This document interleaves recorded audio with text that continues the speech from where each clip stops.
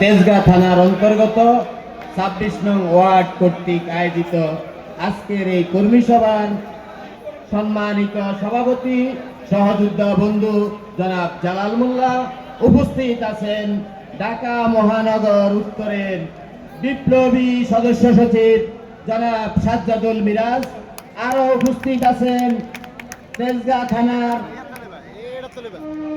আহ্বায়কবৃন্দ, যুগ্ম আহ্বায়কবৃন্দ এবং বিভিন্ন অঙ্গ সংগঠনের নেতৃবৃন্দ, সামনে উপস্থিত আমার সহযোদ্ধা ভাই ও বন্ধুরা, আসসালামু আলাইকুম। আমি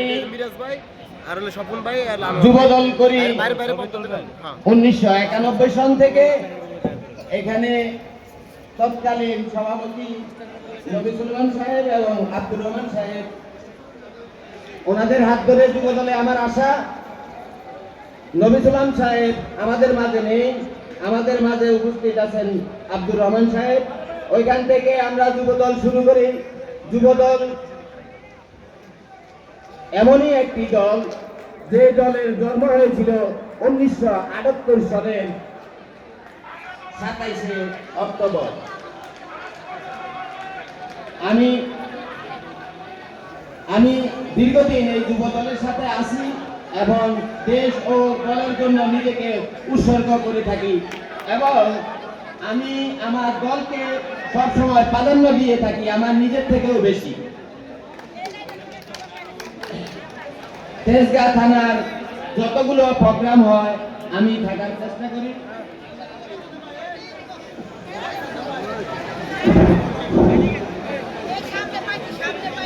আমি বক্তব্য বেশি দিব না।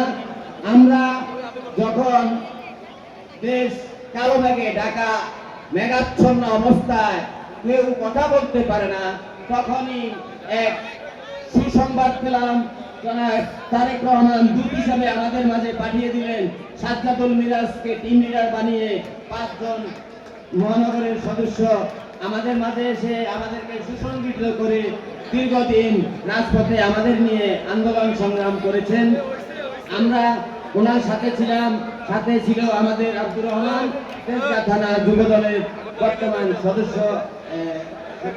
সচিব। তার অনেক বড় অপরাধ, তাকে বহিষ্কার করা হয়েছে। কেন বহিষ্কার করা হয়েছে, কি জন্য বহিষ্কার করা হয়েছে আমরা জানি না, তবে একটু জানি একটা ইন্টারভিউর ব্যাপারে। যুবদলের প্রতিটি নেতার পিছনে আমি বলবো ষড়যন্ত্র আছে, এটা আমি দেখতে পাই। ষড়যন্ত্রকারীরা ষড়যন্ত্র করার জন্য কখনো থেমে থাকে না, তারা সব সময় ষড়যন্ত্র চালিয়ে যায়।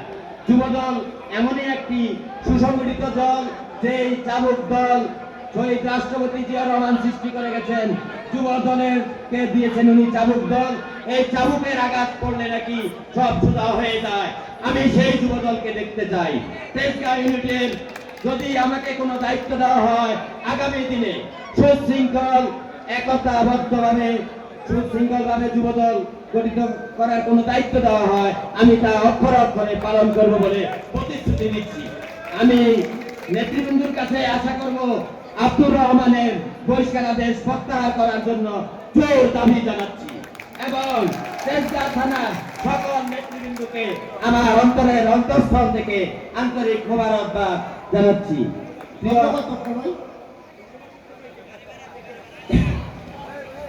আমি আমার দলের প্রতিষ্ঠাতা রাষ্ট্রপতি জিয়াউর রহমানের কথা যদি একটু না স্মরণ করি তাহলে আমি অপরাধী হয়ে যাব। আমি আমার নেত্রী বেগম খালেদা জিয়ার কথা যদি না বলি তাহলে আমি বড় তারুণের অহংকার জনাব তারেক রহমান জিন্দাবাদ জিন্দাবাদ। সকলকে ধন্যবাদ। আসসালামু আলাইকুম। ধন্যবাদ।